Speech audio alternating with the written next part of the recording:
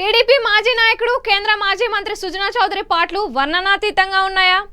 ఆయన ఎటూ తేల్చుకోలేకపోతున్నారా? అలాగని తాను సర్దుబాటు చేసుకోలేకపోతున్నారా అంటే అవుననే అంటున్నారు పరిశీలకులు. 2019 ఎన్నికల వరకు ఆయన టీడీపీలోనే ఉన్నారు. తరువాత వ్యూహాత్మకంగా ఆయన బీజేపీ బాట పట్టారు. అయితే ఇప్పటి వరకు ఆయన లోక్సభకు ఎన్నికైంది లేదు. 2014లో రాజ్యసభకు వెళ్ళి అటు నుంచి కేంద్ర మంత్రి పదవిని దక్కించుకున్నారు. అయితే వచ్చే ఎన్నికల్లో ఆయన ఎట్టి పరిస్థితుల్లోనూ లోక్సభకు పోటీ చేయాలని భావిస్తున్నారు. ఆయన ఇప్పటికే విజయవాడ పార్లమెంటరీ స్థానాన్ని ఎంచుకున్నారు కూడా. ఇక్కడ నుంచి పోటీ చేయాలని భావిస్తున్నారు.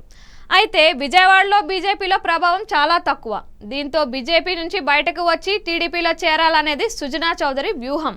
దీనికి చంద్రబాబు కూడా అడ్డుపెట్టే పరిస్థితి లేదు. కానీ ఎటొచ్చి సుజనా వ్యక్తిగత సమస్యలు, ఇతర వ్యాపారాల నేపథ్యంలో ఈ విషయంలో ఆచితూచి వ్యవహరిస్తున్నారు. బీజేపీ నుంచి బయటకు వస్తే వాటిపై ప్రభావం చూపిస్తుంది. రేపు గెలవకపోతే మళ్ళీ ఇబ్బందులు ఎదుర్కొనాలి అని ఒకవైపు ఆలోచన చేస్తున్నారు. పోనీ బీజేపీ టీడీపీతో పొత్తుకు రెడీగా ఉందా అంటే దీనిపై ఇంకా అనేక సందేహాలు ముసురుకొనే ఉన్నాయి. ఈ నేపథ్యంలో సుజనా ఆచితూచి వ్యవహరిస్తున్నారు.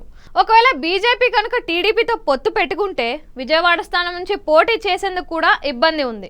విజయవాడ టికెట్ను వదులుకునేందుకు టీడీపీ సిద్ధంగా లేదు. ఇప్పటికే కేశినేని చిన్ని ఇక్కడ పాగా వేశారు. వచ్చే ఎన్నికల్లో ఈయనకు టికెట్ ఇవ్వాల్సిన పరిస్థితి ఏర్పడింది. ఈ నేపథ్యంలో టీడీపీలోకి వచ్చినా తనకు న్యాయం జరుగుతుందా లేదా అని ఆయన సతమతం అవుతున్నారు.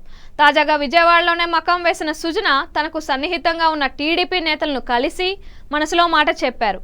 మరి ఏం జరుగుతుందో చూడాలి.